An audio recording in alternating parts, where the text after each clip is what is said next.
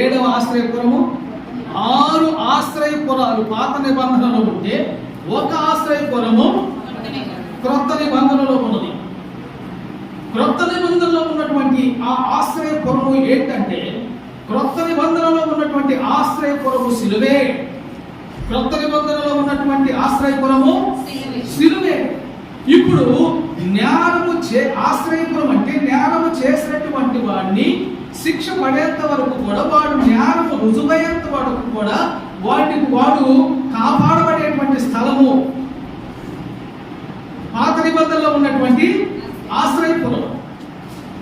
జ్ఞానము అర్థమవుతుందా మీకు? జ్ఞానము చేసినటువంటి వాడు జ్ఞానము రుజువయ్యేంత వరకు కూడా కాపాడబడేటువంటి స్థలము ఆశ్రయపురము. అది పాత నిబంధనలో ఉన్నటువంటి ఆశ్రయపురాలు. ఇప్పుడు జ్ఞానము చేసినటువంటి వాడు కాపాడబడేటువంటి స్థలము క్రొత్త నిబంధనలో ఏదై ఉన్నది? సిలువ. ఎవరైతే సిలువ దగ్గరికి వస్తారో, ఎవరైతే సిలువ చెంతకు వస్తారో వారు మాత్రమే రక్షింపబడతారు. వారు మాత్రమే రక్షింపబడతారు. అందుకనే పాట కూడా ఉంది, సిలువ చెంతకురా, సిలువ చెంతకురా సహోదరా, సిలువ చెంతకురా సహోదరి, సిలువ చెంతకురా. ఎచ్చట లేని నెమ్మది ఉంది,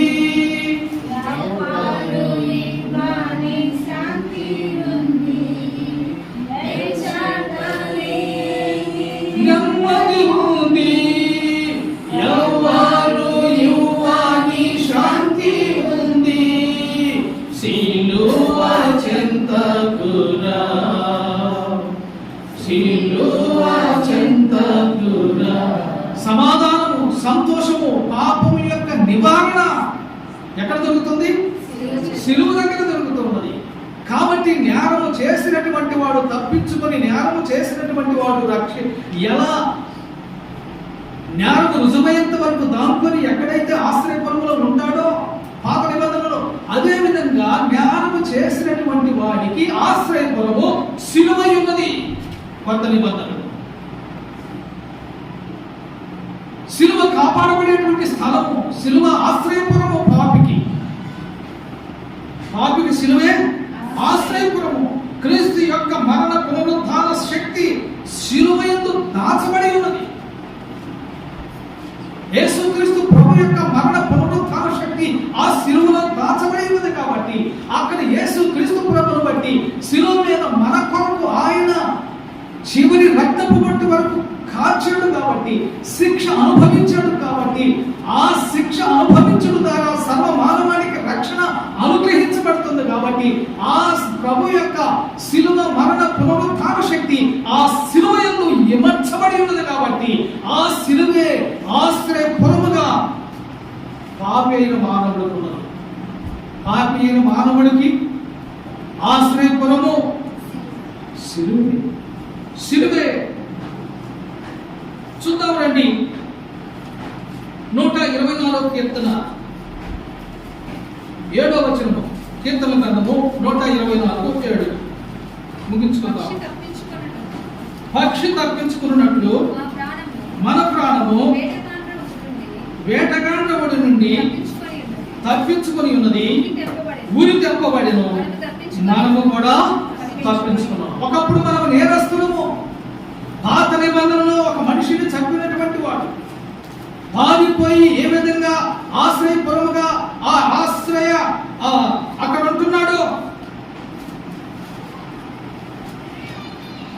తీర్పు వచ్చేంత వరకు కూడా, తన జ్ఞానము రుజువు పరిచేంత వరకు కూడా ఆశ్రయపురంలో ఏ విధంగా అతనికి సేఫ్టీ ఉన్నదో, అదే విధంగా జ్ఞానము చేసినటువంటి మనము, పాపులమైనటువంటి మనము, దుర్మార్గులమైనటువంటి మనము శిక్ష నుండి తప్పించుకున్న నిమిత్తము మనకు ఆశ్రయపురముగా సిలువ ఉన్నది. ఆ సిలువ ద్వారా మనము రక్షణ పొందినటువంటి వారుగా ఉన్నాం.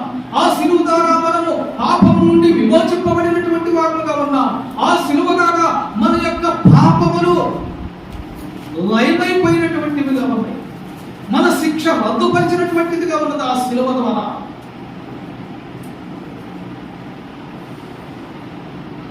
పక్షి తప్పించుకున్నట్లు మన ప్రాణము కూడా వేటగాండముల నుండి తప్పించుకొని ఉన్నది. పక్షికి వలేస్తాడు వేటగాడు, పక్షికి వల వేస్తాడు వేటగాడు. అయితే ఆ పక్షి వివేకము కలిగినటువంటిది అయితే, తెలివి కలిగినటువంటి పక్షి అయితే వేటగాడి యొక్క ఉరి నుండి ఆ పక్షి తప్పించుకునేటువంటిది కాదు. అలాగే దుష్టుడైనటువంటి వేటగాడు మనకు కూడా వల వేశాడు. ఆ వలలో చాలా కాలం మనము ఉన్నాము.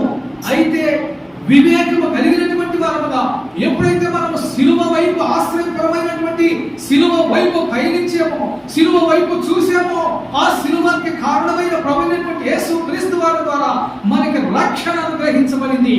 వల నుండి మనల్ని దేవుడు విడిపి తప్పించినటువంటి వాడు. పక్షి ఏ విధంగా వల నుండి తప్పించబడిందో మనము కూడా ఆ దుష్టుడు వేసినటువంటి ఆ వల నుండి, ఆ కాలము నుండి ప్రభువైనటువంటి దేవుడు మనల్ని తప్పించినటువంటి వాడుగా, రక్షించినటువంటి వాడుగా ఉన్నాడు. ఇది మన గొప్పతనం ఏమాత్రం కాదు, ఇది మన యొక్క వివేకం, మన తెలివి ఏది కాదు. కానీ దేవుడు కేవలం మన ఎడల చూపినటువంటి ప్రేమను బట్టి, దేవుడు కేవలం మన మీద చూపినటువంటి జాలిని బట్టి మనము వేటగాడి వల నుండి తప్పించబడ్డాం. వేటగాడి ఉరి నుండి తప్పించబడ్డాం. ఉరిప్పుడు తెంపబడింది. ఏంట ఉరి? శిక్ష. ఉరిప్పుడు పాపము ద్వారా వచ్చేటువంటి శిక్ష మనకి తప్పించబడింది, ఉరి తెంపబడింది. ఇప్పుడు మనము తప్పించుకున్నాం. యేసుక్రీస్తు ప్రభు యొక్క శిలువ రక్తము ద్వారా, యేసుక్రీస్తు ప్రభు యొక్క శిలువ ద్వారా ఆశ్రయపురమైనటువంటి కొత్త నిబంధనలో ఉన్నటువంటి ఆశ్రయపురమైనటువంటి ఆ శిలువలో మనము దాగి ఉన్నందువలన శిక్ష మనకు తప్పించబడింది. యేసుక్రీస్తు ప్రభు యొక్క రక్త ధారలలో కడగబడడం ద్వారా మనకు శిక్ష తప్పించబడింది. అందును బట్టి దేవుని మన ప్రభు యేసుక్రీస్తు వారి ద్వారా ప్రభువుని మనం స్తుతించి ఆరాధించి కనపరిచేటువంటి వారుగా ఉందాం. రోమపత్రిక 8వ అధ్యాయము 1వ వచనం. రోమపత్రిక 8వ అధ్యాయము 1వ వచనం. కాబట్టి ఇప్పుడు క్రీస్తు యేసునందు వారికి ఏ శిక్ష లేదు. ఇప్పుడు మనం ఎక్కడ ఉన్నాము? క్రీస్తు యేసునందు ఉన్నాము. సిలువ సాటును అమలు చేయబడిన ఆశ్రయపడం. పాత నిబంధనలో ఒక వ్యక్తి మరణం తప్పించుకోవాలంటే, శిక్ష తప్పించుకోవాలంటే ఏ విధంగా ఆశ్రయపురంలో ఆశ్రయం పొందాడు, మనము కూడా ఇప్పుడు ఎక్కడ ఆశ్రయపురంలో, ఏ ఆశ్రయపురంలో మనము ఆశ్రయం పొందాము? సిలువనేటువంటి ఆశ్రయపురంలో. సిలువనేటువంటి ఆశ్రయపురం మాటున, సిలువనేటువంటి ఆశ్రయపురంలో మనం ఇప్పుడు నెమ్మది పొందుతున్నాం. శిక్ష తప్పించుకున్నాం. పక్షి తప్పించుకున్నట్టు మన ప్రాణము వేటగాండముల నుండి తప్పించుకుని ఉన్నది. ఉరి తప్పింపబడినది, ఉరి తెంపబడినది, మనము తప్పించుకున్నాం. ఇప్పుడు మనం ఎవరి చాటున క్రీస్తు నందున్న వారు శిక్ష తప్పించుకున్నటువంటి వారు. అటు శిక్ష తప్పించిన ప్రభువైన యేసుక్రీస్తు వారిని మనం స్తుతించి ఆరాధించి కనపరిచేటువంటి వారు. ప్రభు ఒకప్పుడు మేమైతే నేరం చేసినటువంటి వారు, ఒక నరహంతకుడు చేసినటువంటి నేరం కంటే ఘోరమైనటువంటి నేరం చేసి పాపములో ఉన్నటువంటి వారు.